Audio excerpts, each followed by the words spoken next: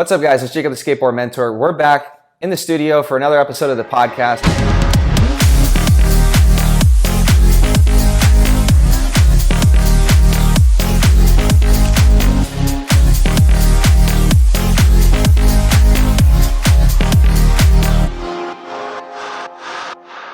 What's up, guys? It's Jacob, the Skateboard Mentor. We're here in the studio with Denicola, the owner of Locals Only Skateboarding, local entrepreneur and skateboarder.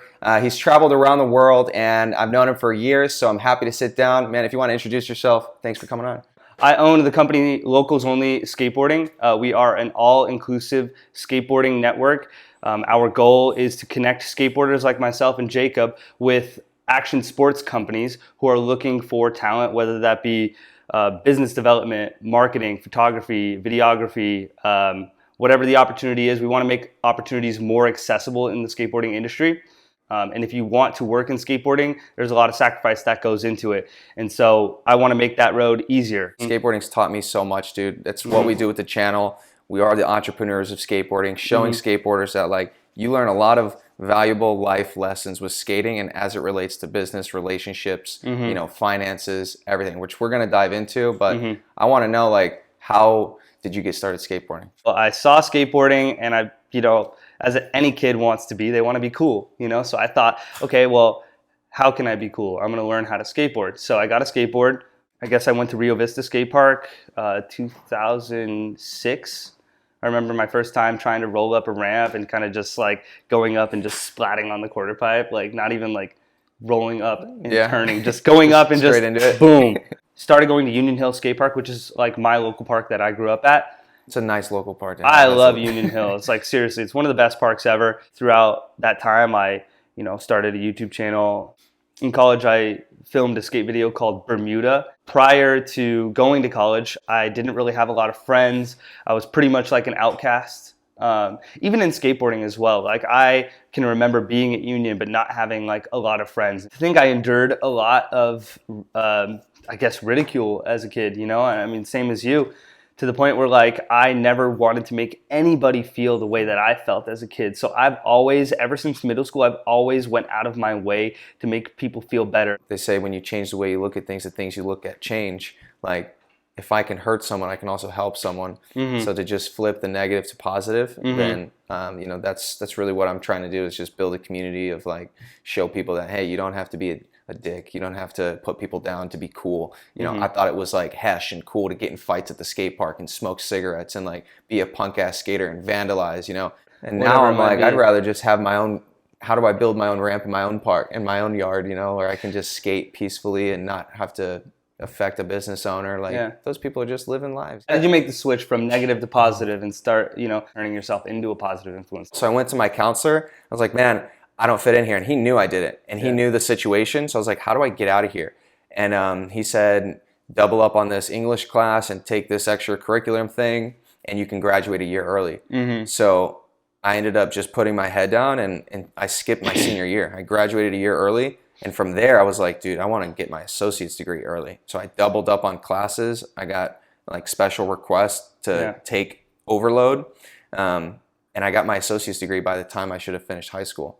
So it was I went from amazing, just screwing around to focusing. And then I was 2 years ahead of people. When I was in fourth grade, I was diagnosed with Asperger's, which is a slight form of autism. I was completely obsessed with animals, and especially hybrid animals. So I was over the top about ligers in particular, right?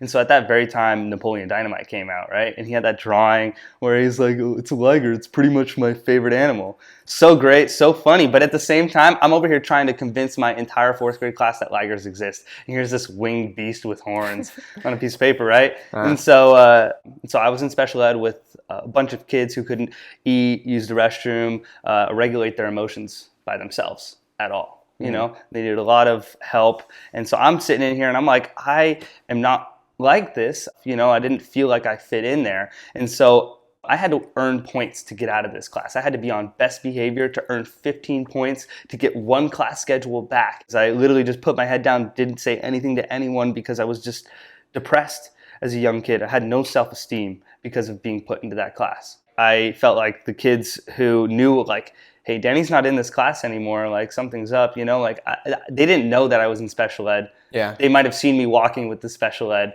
but I had that connotation that I was in special ed now, you know, and I felt like the kids didn't like me because of that. Yeah. You know, and so it wasn't until I found skateboarding, it gave me an outlet to make friends and talk to people, because I didn't have that at school. I mean, I was always asking big picture questions as a kid and even into my high school years, because I've always wanted to know about deep things. What is the meaning of life? Why am I here? You know, just that sort of stuff. And so even in high school, I didn't really fit in because I wasn't concerned about prom or homecoming or anything like that. I wanted to make a difference in the world. I used skateboarding as an escape from everything else that was happening in my life. Mm-hmm. And it gave me a sense of belonging. But even at the skate park, I still faced that adversity because, you know, people used to make fun of me for my style. They used to call me robot arms mm-hmm. and just mean things at the park, right? So I had like my solid group of friends at the park. And then besides that, I didn't make any friends really in high school. When I went to California for school, I used that opportunity to start fresh again. And I started talking to everybody. I learned self-confidence. With self-confidence also comes self-doubt, though, you know, because you have to enable both sides. Like you have that voice inside you that says, hey, you're not good enough. Hey, this is going to happen. You know, it's self-sabotage. And I had to learn how to deal with that voice that was telling me I can't, in order to listen to the voice that was telling me that you can, no matter what. You are powerful. Dude, I think it's important. I appreciate you sharing. We both had a past. We've had a lot of experiences. Like the one thing that I do have is experience. I think everyone should go and experience everything, mm-hmm. whether the negative and the positive, right? Mm-hmm. And I'm happy that we shared that, because it's like what you see on social media, what you see now. People might look at you as like, wow, you know, Danny, you got locals only, you're doing this, you're such a good skateboarder, like all these awesome things. How do you do it? And people ask me that too, like, Jacob, how'd you make it? How do you do it? And I'm over here like, man, you know, this is one of the reasons why we are on the first podcast, right? Just to talk about these things. Like, we're human, and I want to be able to relate to like the skaters at home, people, even if you don't skate, that like you go through so much in life, and it's not that far off. You know, we've had very different lives, but they're kind of similar in like what we've gone through. And I like to tie it into the skateboarding, you know. And the lessons we've learned, right? Yes. And the skating specifically has taught me those, because I'm saying now, like with NESW, instead of using skating as an outlet, you can use it as a resource to set yourself financially free, mentally mm-hmm. free, you know, spiritually free, emotionally free. And just like you use it as an outlet. I use it as an outlet every day, because when you step on that board, you're not thinking about anything. It's a meditation in a sense. And mm-hmm. you don't realize that you're building the confidence. You're learning life skills, applications like relentlessness, you know, mm-hmm. discipline, overcoming fear. You know, mm-hmm. you don't want to do that trick, but you know you want to land it. So you're gonna. Do you really want to throw yourself down that little 2-step? Mm-hmm. You know, and then it's 3, and then it's 5, and now you're mm-hmm. kick flipping an 8-stair, or those things apply to like, do I really want to make this cold call right now? Yeah, I do, because I want to get the sale, you know, or whatever it is. And I've taken everything that you learn from skating and just tried to apply it to life. And now, instead of using skating again as an outlet, it's like, what can skateboarding teach me? Mm-hmm. And how can I show someone else that's super good at skating mm-hmm. And help them with their lives in other areas? Skateboarding for me is not like, you say it's an outlet, it's a resource. I agree with you 100%, but the reason that I love skateboarding is because of the focus that it brings me. Mm-hmm. Like, I love skateboarding. I don't need to do a trick, you know? I don't need to bust a nollie flip down a stair set. I can. That's awesome. But you do, yeah. I do, but I don't need to do that. I need to ride a skateboard. I need to, you know, spin around and do a couple 360s on 2 wheels. You know what I mean? I need to do a kickflip, a nollie flip on flat ground, maybe a backside disaster, because that's my bag, and that's what I like to do, and it brings me focus. It's like going to the gym early in the morning, first thing to set yourself right. Yeah. That's why I skateboard, period. Yep. You know? And not only that, my favorite thing about going to the skate park is talking to people. I don't even care to like skate as much at the park anymore. I want to film people. I want to talk to people. I just want to connect with people.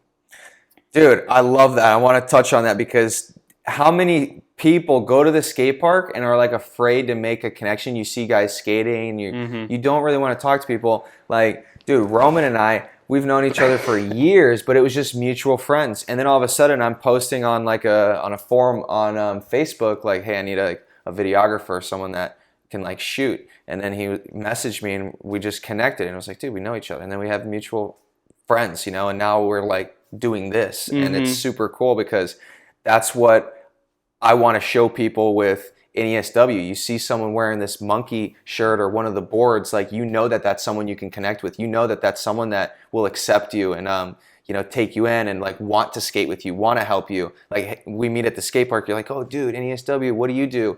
Oh, are you part of this? You part of that? Yeah. Oh, I own a Locals Only. And it's a connection that you build and like a potential lifelong friend or business partner or something, right? Because I've met guys at the skate park that look like a college student, but they're like 30 years old and they're making 7 figures, living their dreams, traveling the world, you know, like crazy stuff, but you would never know that. And it's not just monetary, but there's people at the park that you just don't know what they do. I know, one of my friends, he's Harley Davidson certified and owns a shop, you know, and I know other friends with bikes. So where are they getting their bikes fixed? Why wouldn't you go to the guy who has a bike shop, who skates and has a mini ramp in his bike shop? You know, so I'm trying to connect people and just show that, like, if you can just talk to each other, we can help each other more and create opportunities. You can't do it alone. I completely agree. It's so weird with like language too. Language makes a huge difference. Like we kind of went past it, but I want to bring it back really quick. I was in Denver recently. I was talking to my girlfriend, and I told her a couple days before that, I was like, I love to talk to people. She's kind of introverted. She likes to talk to people, but she's not that outgoing. Okay. We were at a show. We were seeing Zoo at Red Rocks. Like, awesome time. I literally turned to her. I'm like, babe, I need to correct something I told you because it is wrong. I don't love to just talk to people. I love to connect with people.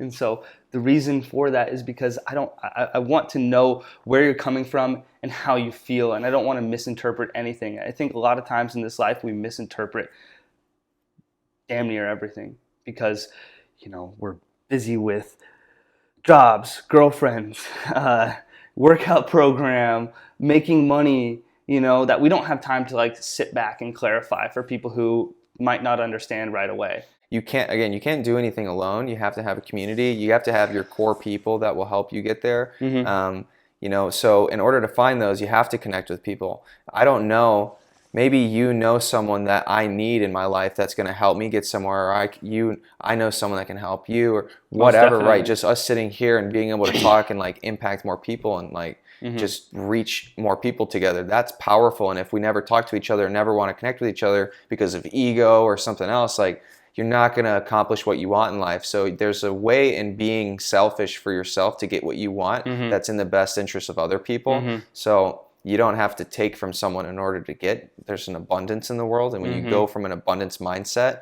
then you start really opening avenues of like, what could I do for these people that in turn they could help me with, or, you know, vice versa. When you make yourself better, this is so on point with what you're saying right here. But when you focus on yourself as a human and bettering yourself, you're making the world better one person at a time instead of putting your efforts out there into a gigantic group of people and hoping that they get better. Yeah. And so it all starts with you. Jim Rohn says, if you want your life to change, you have to change. And unless you change, nothing will change for you.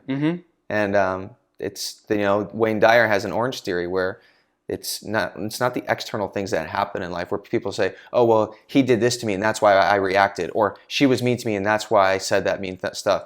No, it's not the external thing. It's what's inside of you that you're going to give out to people, because it doesn't matter who squeezes the orange. You're always going to get orange juice. You're never going to get milk. You're never going to get apple juice. So it's interesting when the more you can reflect on yourself. And they say, you know, only from positions of strength can you help others. That's when I really started realizing that, like, I tried to help my dad. I tried to help my family. I'm like, how do I help other people? How do I help other people, right? And then I'm going to sleep sad, depressed. I'm waking up with no energy. I'm working. I don't have money. I'm not where I want to be. I don't have the friends I want. Like, I'm not where I want to be. And all I was focusing on is how do I help these other people that I thought needed my help. You know, you need your help more. Yeah, and you can't help someone that doesn't want to help themselves first. So it's like, I got to help me. And the more that I started focusing on me, when I made that shift of like, I got to take care of me, that's when, dude, stuff just started happening. Yeah. Like my life gradually, if I look on a chart the past 3-4 years, you're like just, a stock that's going up on the keep chart, going, right? dude. Yeah, you're like, you start here at a penny stock, Jacob's worth $15 a share. Now he's up at 192. It's like whatever it is, you know? And not even just fun. In all aspects, right? Health, wealth, the love and happiness, like not just finances, but everything, quality of life, quality of people. If you would have, like, I would have never known, like, I'm with SkaterCon and, you know, putting on events and like hanging out with like pros and talking to Sheckler, going to getting Andy Roy to shout you out, like all these things, you know, and it's because I was focusing on me and the purpose, the why. What's my why? And I'm curious, like, what's your why? I want to make a positive difference in the world, and I will stop at nothing until I do that. And I feel like every day I get closer and closer to that. And I want to be a beacon of light in a dark world. Who else is going to do it? Like for me, who else is going to do it? Who else can do it? Who else has the capability, right? The wanting, the craving to. And I'm like, if there's anyone in my area that I know that I went to school with, family, friends, if I think about everyone in my life, it's like, who is that one person that's going to step up and go and make an impact? And that's me. And I'm like, I got to do it, dude. Can I bring up something a little controversial here? Sure. Okay. I'm very disappointed in Kanye West recently. But with that being said, he's my favorite artist of all time. I haven't followed any of it. So, good. Don't. Because it's a waste of time, to be honest with you. And I say that only because for anybody who watches this and they see, oh, Danny likes Kanye, whatever. No. It is through his music that I have found confidence in myself and accomplishing everything that I want to get out of life. When I listen to that music, I see a person who is misunderstood. I was misunderstood, so misunderstood. I mean, I had periods of no friends for so long. I've had periods of solitude to the point where I have been pushed to the furthest reaches of space. I am an astronaut. Not a lot of people get that, you know? And when I see somebody else like that who might say the wrong thing at a time when they shouldn't say the wrong thing, I still look to that person and say, hey, you know what? Let's give these people the benefit of the doubt, you know? For anybody who's been misunderstood, each person has something that they offer, that they bring to the table. Let's not shut them up. Let's give them an opportunity to voice their perspective, you know? That's why I'm doing locals only skateboarding. The main reason is because I want an all-inclusive network. I've never been included. I tried to be a pro skateboarder very hard, you know? I put my entire effort, all of my energy for many, many years into it. And for whatever reason, I wasn't chosen. You either get chosen, you're either pushed out, or you forge your own path in skateboarding. Period, point blank. So I choose to forge my own path. You know, with all the injuries and stuff I've had and like just skating. Tell me about some of these injuries, man. Yeah, we can dive into them, but I'm like, I have stories too. On a business side, you know, because when I was in high school, I'm looking, they hand you the pamphlet, which degree do you want to get, you know, and I just wanted to be free. I only wanted to be me, and people laughed at that, and the teachers were like, you can't just be you, you have to pick a degree. And I'm like, well, okay, well, which one makes the most money so then I could do whatever I want, right? And they only made like a couple $100,000, like with the top degree. So I'm like, do I want to be a doctor? Do I want to be a brain surgeon? Do I want to do this? And I'm like, I mean, it sounds cool, but no. What do I want to do? And the answer always was just like, I want to be me. And then with skateboarding, I realized that like, okay, pro skateboarder, cool, this is fun. Like, but then pro skateboarders get paid and like you get free decks, whatever. But a lot of them, dude, a lot of pro skateboarders, they don't make that much money. So I was like, well, what if I was the person that had the business? And what if I had pro skateboarders under me? Like, who's the person that pays the skateboarders? Because they got to have money, right? Yeah. And that was when I shifted and was like, I could still have skateboarding in my life and not have to be a pro skateboarder. I could have a business. I could have pro skateboarders. I could build a team. I could build a community, build parks, you know, whatever. So it's pretty cool. Like, I'm like, you know, I make my own board. Yeah. Like, why not? You know, the possibilities are endless, right? I can make my own shirt. I love that. Like, I'm wearing Volcom and all these shirts from Tilly's and Zoomies, and I'm ordering on CCS, right? And you're paying $60 a shirt, and I'm like, dude, what if I made my own brand? I can make my own shirts and have other people wear these shirts because they vibe with how I used to vibe with skate companies. And it's super cool to see that you're doing that too with Lobos Only. When did thank you, bro. I appreciate that. It's sick. When did when did NESW like come to you as like a concept in your head? It was high school. The original idea for NESW, believe it or not, was I wanted to give students with disabilities, intellectual developmental disabilities, the ability to travel. And it still is an idea and what I am planning on, doing. But it was an app idea, and it was like, I don't know what the initial term was, but I wanted the compass, and I had NESW, and I'm thinking like, okay, now evolving skateboarding worldwide. And I just ran with it, and I don't know, this was an idea on paper for a long time, and I thought of a monkey, and I'm like, dude, a monkey would be cool. And I had this idea of like the monkey holding the board out and flipping it with these glasses, and graphic designers team, I'm giving them my ideas, and one thing led to another. But like, it just goes to show that if you have an idea, a thought that goes into a writing that turns into action, and then you refine it, ultimately you get what you want. And most people want all these things, but they don't write their goals down, they don't take action on them, and then when they fail, right, they just give up. But like, how many times are you going to give yourself to do a kickflip? And that's why I love relating skateboarding to business, because whenever I learn a new trick, I'm not stopping till I get it, especially for filming and I want to learn. Like, we're not leaving the spot until we land the trick, dude. Yeah. Why? Just because we want the satisfaction of landing it for me, like nobody else. It's just me.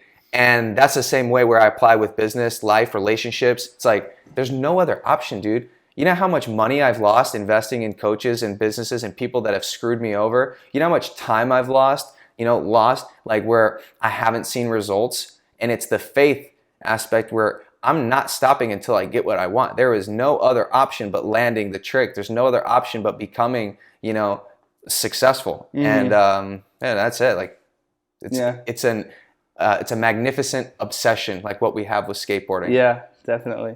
Like the lessons, like tenacity is number one. Well, for me at least, just like that unwillingness to back down. And you know what? Like, I totally agree with you. Like, I have been there. I have been at the spot trying to switch flip a 10 stair, right? And I'm like, I'm going to land this trick if it kills me today, And I'm a little bit reluctant to say that I don't necessarily have that tenacity when it comes to skateboarding anymore because of all the injuries that I have. But I bring that tenacity to so many other parts of my life because I won't back down. Like, that's literally. Key, dude. And I want to highlight that because there's so many people that that love skateboarding, right? Yeah. Right. This is a skateboard mentor podcast. Like, we all have a love. I love all extreme sports. I grew up racing motocross, snowboarding, wakeboarding, snow skate, wake skate, like everything. I just loved extreme stuff. And those of you watching that, if you have a magnificent obsession, whether it's painting, whether it's skateboarding, whatever that is, take those lessons that you learn from it of not giving up and just falling in love with the process and being willing to fail, and taking it and applying it elsewhere. The other lesson I think that you can get from skateboarding as well is like when you're learning a tray flip or a kick flip, for example, you might try a certain foot placement. I don't have a board to show you the foot placement, right? But one foot placement might work for me, but that same foot placement isn't going to work for Jacob. Jacob's got to experiment. If he doesn't know how to hard flip, he's got to try to put his foot in a specific way, and maybe that foot placement will work for him. So even if it doesn't work the first time you try it in a certain way, try it again from a different angle, from a different perspective. Come at it from some other way, and you'll find a way to accomplish what you want to do. Huge example. I've been so scared my whole life to backside 50-50 a rail, right?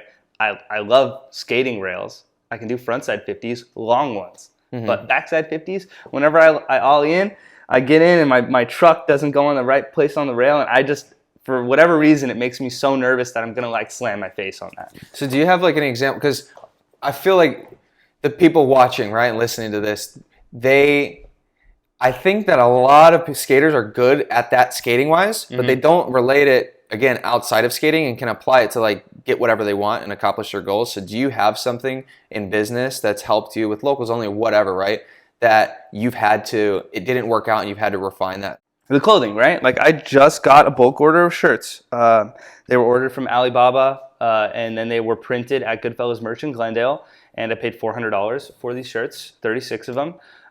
They're great. These ones are getting better. This is Next Level 3600. The prior to this, I was getting my shirts off Printful, and I was printing Gildan 64000. That was the t-shirt model that I had.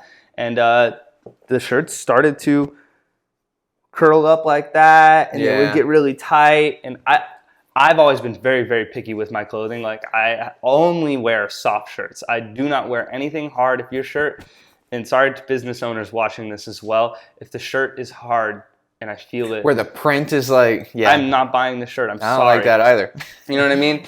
So invest in nice stuff, invest in good clothing, and be willing to experiment and find other clothing, right? So I want to make, for locals only, I want to make luxury skate wear eventually. I'm not at that level yet because everything, all the cool careers are all gatekeeped. So clothing, gatekeeped. Acting, modeling, gatekeeped. Skateboarding, gatekeeped. All of it's gatekeeped, right? What do you mean by gatekeeped? What I mean is that you have to pay people for lists, or people will deter you from going for that career, or they won't give you all the resources you need, and you have to find those resources all by yourself, right? So I can't go make luxury skatewear yet because I don't have those connections to find the luxury gear I need. As a manufacturer, to find manufacturers, you have to go to trade shows. You have to talk to people who are in the clothing industry. You have to say, hey, I'm looking to do this and make this type of stuff. Do you have any connections that can point me in that right direction? Yeah. Right? You're not just going to find a clothing distribution or a clothing manufacturing company that's willing to do your stuff. You have to have a big order. You have to be willing to drop money, you have to be willing to put a lot of resources into that. If you want it bad enough, then you will go to those networking events. You will start connecting with people. You will be like, who owns this company? Who owns XYZ? How do I talk to this? You'll send the email. You'll call the person. You'll do whatever it takes to make that happen. Hell yeah, you will. Hell yeah. And trust me, guys, it is not for the faint of heart. Like, it might look like we have everything together, like everything's put together, like, you know what step you're going to do before it happens, I don't know where you are with NESW, but for me at least, like, it's not always a walk in the park. Like, it's not, as easy as social media makes it out to be. You have to persevere for real.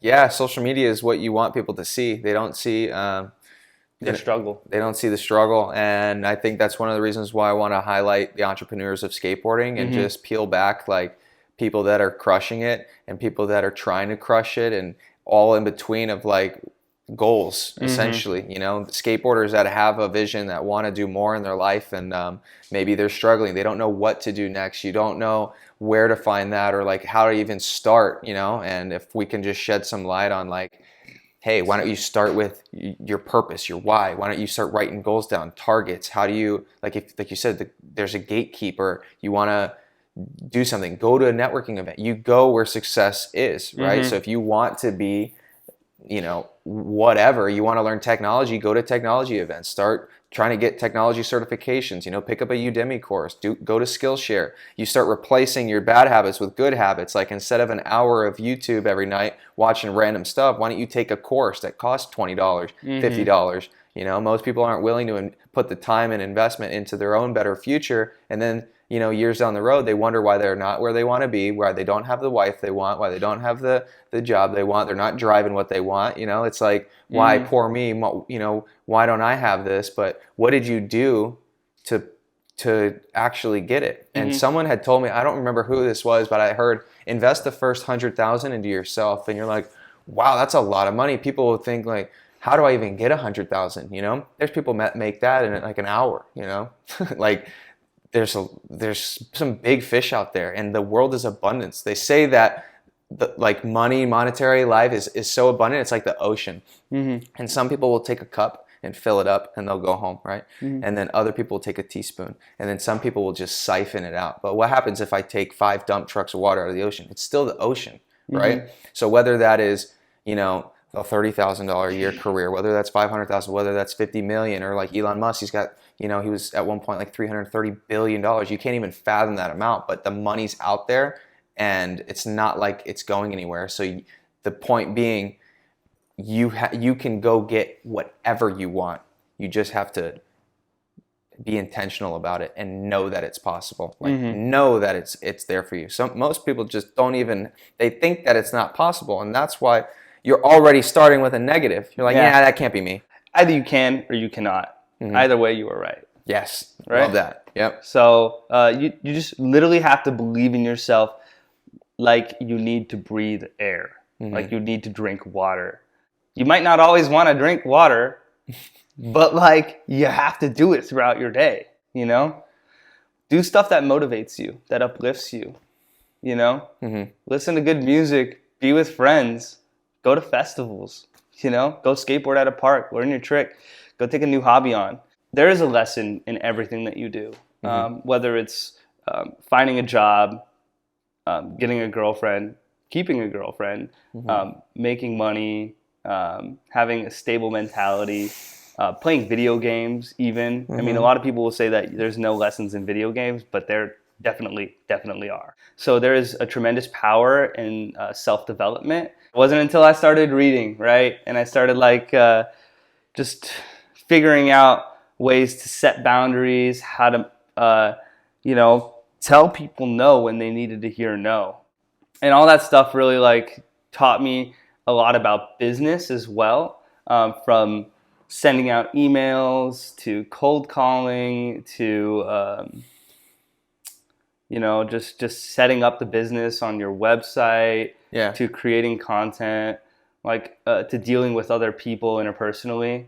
Like for me, I love writing. I love copy, you know. I love writing an Instagram caption. It's like one of my favorite things because I'll try to find something about the video, and whether it's 2 words in all caps or it's a monologue about what this means to me, I'll try to put meaning into everything that I do because I want people to find that hidden meaning. Yeah. So right now we're prepping for SkaterCon, March 11th. It's going to be at Paradise Valley. Oh, sweet. I'm actually going to go fly out to California to talk with Pierre-Andre on our Etnies, and we're going to talk SkaterCon to take it internationally, possibly with the Olympics. Wow. Paris. Be awesome. So lots of good Sounds plans. like I should be at SkaterCon, huh? You should probably be at SkaterCon. Yeah. So lots of good things happening with SkaterCon. Shout out Adam Richards. You're the man, dude. Love you, brother. Adam Richards, man. You're the best. He's, dude, we just all share a love for skateboarding and like SkaterCon itself, like this whole expo. So I'm really focusing this next year on SkaterCon events. I know there's going to be 2 or 3 events. We're focusing on one good big event for NESW, and then really I'd like to do our first skate park build internationally next year. So setting up for that, I'm thinking either Leon, Nicaragua, or the Tobago Islands, Panama. So that's in the works. And who's going to build this park? Where is the funding going to come from? So we'll build the park. And yeah, those are some things that, like, you know, sometimes you don't have to know how, you just have to start doing it. You just have to know why and like why we're doing this. So funding, everybody has money. And we're going to find the money, and we're going to find a way to build a park. We're going to go and donate some skateboards. You know, every skateboard that you buy, we donate one to foster care and kids around the world. So if you want to support, click the link down below. You can buy one of these cool boards, and we'll donate one directly to, you know, these skate park builds. And it's super cool. We've already donated now over 300 skateboards to local foster care and kids in need. We've fed hundreds of families. So the mission, what we're intending to do, right, long term, is to build skate parks, build learning centers, offer our programs around the world, and show people, like, just build this community of like entrepreneur skateboarders, and show people that like you can thrive in life through skateboarding, and not have to just use it as a way to like escape. And I know you escaped, and you talked about escaping before and using it as an outlet, and I did the same. And now it's helped me live where I want to live, drive what I want to drive, do what I want to do, hang around the people I want to hang with. And if I can share that with the world and bring up other people, especially in countries that they don't have it. I know we didn't dive into like traveling, but like we both have a lot of traveling experience. We're blessed to be here. Wi-Fi, iPhones, streets, sidewalks, hot water, like so many things that like we take advantage of. It's now evolving skateboarding worldwide. You know, I got to take care of my neighbors here in Phoenix, take care of the guys here, but we're gonna go worldwide and blow this thing up. For Locals Only Skateboarding, we currently do an Instagram page, a TikTok, a YouTube channel. You can subscribe to us on YouTube, follow us on TikTok and Instagram at Locals Only Skateboarding. On Instagram, it's Locals Only Skate TV. We are currently working on a LOS video magazine, and what that will have is segments from groups all over the valley. You know, so we'll have skateboarders who thrift, and I'll talk to them about their decision making when it comes to thrifting. I have a skateboard workout trainer, and she will do a workout for the workout segment for the mag. I have a clothing brand, Shit That Kills You, STKY. They're doing some stuff for us as well in the magazine. I have my graphic designer who's going to talk about his approach towards graphic design.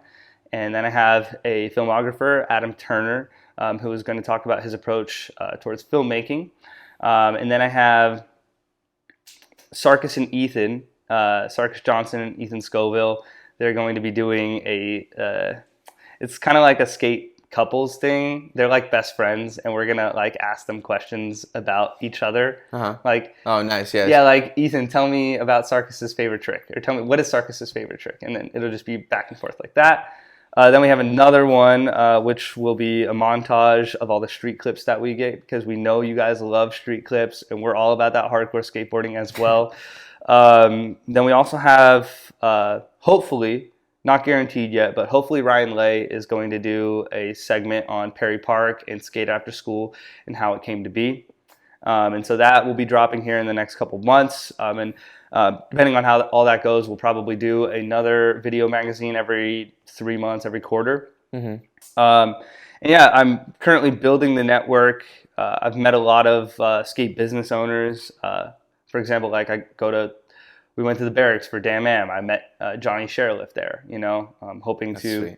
Yeah, dude, owner of Element, Heart Supply, dude, he's probably one of the most inspirational leaders in skateboarding, in my opinion. And so, you know, I plan to meet with skate business owners like that, and then individuals as well, to build a network which will eventually turn into a platform where skateboarders like you and I will be able to have our resume, our portfolio online, and then companies will be able to go and say, hey, here is our company, here's what we're all about, and here's what we're looking for. I'm hoping, I mean, there will probably be some companies that are, there are some opportunities that are unpaid, but I'm hoping to put a lot of paid opportunities onto this app as well. And this will be, you know, this will be a pretty big undertaking to do, but I'm hoping that, you know, it'll turn into something that advances skateboarding in a way that makes it easier for everybody to be involved. Other than that, we're working on a full-length video, and yeah, I'm just working on upping the gear of Locals Only. I want it to be like the coolest skate gear, period. You know? Dude, I have no doubt that you will see the success. We're going to enter 2023. Let's absolutely crush it. And it's only up from here, dude. We love skateboarding, and we're using it as a way to set ourselves up mentally, physically, financially. So I'm happy you came on, dude. I hope you guys got some value out of this. Please subscribe, like, share, and drop a comment on some topics that you want to see on business, personal development, mindset, relationships. We got it here. We're going to be bringing on some really cool people, so stay tuned. Awesome talk. Thank you again for having me, dude. This is like super legit. Sweet. Amazing. I love it.